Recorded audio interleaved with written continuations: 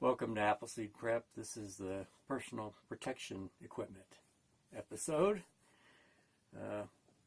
We'll start off with probably one of the most important pieces of gear for personal protection is your eyewear. A lot of people wear clear lenses because that reduces the size of your iris and perhaps makes things your ability to distinguish, improve your accuracy just a little bit more. Nonetheless, if it's really sunny outside, I'll go for comfort and wear my tinted eyewear. Second thing you're going to want to have is ear protection.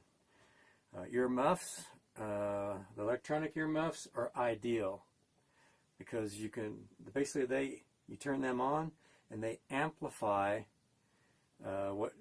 all the voice commands that you'll be having to listen to, but yet shut off when a gunshot goes off. So these are really, I think, not only good protection for your ears, but are a safety feature in that you are able to hear the ceasefire command, which we'll get to all the range commands later in another episode. But when the ceasefire command, there could be many reasons that command is given. It could be that someone has wandered up on the range, downrange, and it's very important that everyone stop firing immediately. You don't want to be the one that makes that, you don't hear the ceasefire command and you make a shot and someone is injured because of it.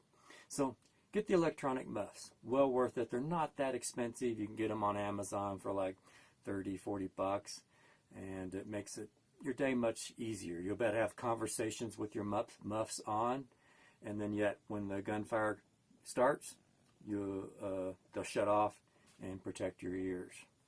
And with the typical Appleseed event, a lot of them sell out, so the firing line's going to be full.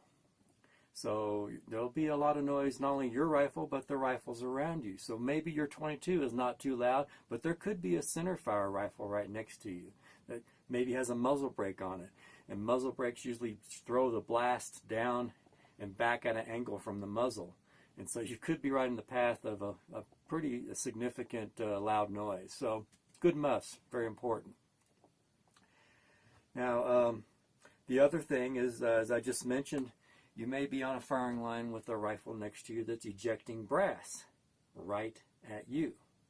And so what I like to wear when I'm on the shooting line is a shirt like this. This is a kind of a heavy cotton shirt. So it's relatively cool. It's long sleeve. It's got some thickness to it, somewhat like, not quite as thick as a sweatshirt, so it provides a little bit of elbow protection. And but more importantly, I've got this nice snug kind of a turtleneck, and the brass is not going to get down in my shirt, okay? Or the brass is going to hit me on the side and not burn or just be as distracting as it could be. Now, as I mentioned, this shirt does provide some protection for my elbows, but for 2 days of shooting, you may also want the added benefit of some elbow protection. You don't want anything too thick because it'll make your elbow unstable on your mat, and you want real stable fixed point on your mat for your support elbow. But your support elbow will take a lot of abuse over a 2-day weekend, so I recommend at least some elbow pads to get you through the weekend without ended up with bleeding elbows like I usually end up with. Now, the other thing is sustenance for the 2-day weekend. Typically, most Appleseeds you're going to be out in the sun. You're not typically in a shaded area. The sun can be quite bright, can be hot typically in North America when these events are going on.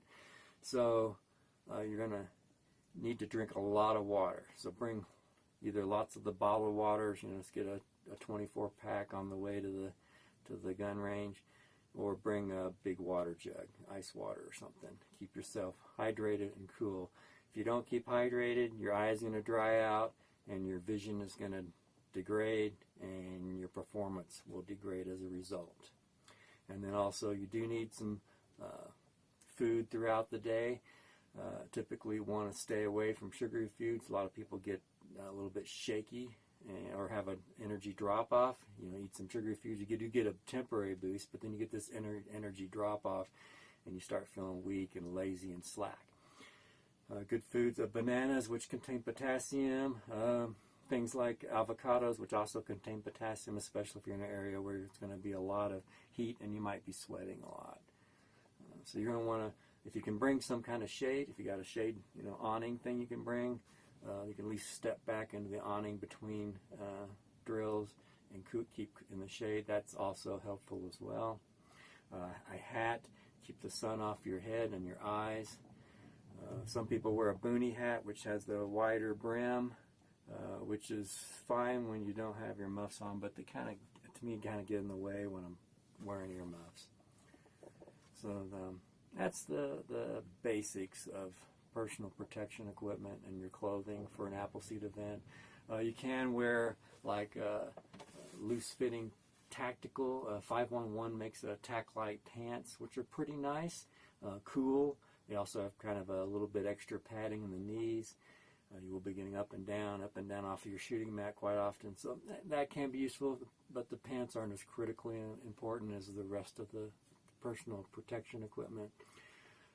It is nice to have some big pockets that you can put a magazine in and easily get your hand down in the pocket and pull the magazine out. Not a big deal, but it's helpful to have that. And so that's it for personal protection equipment on Appleseed Prep.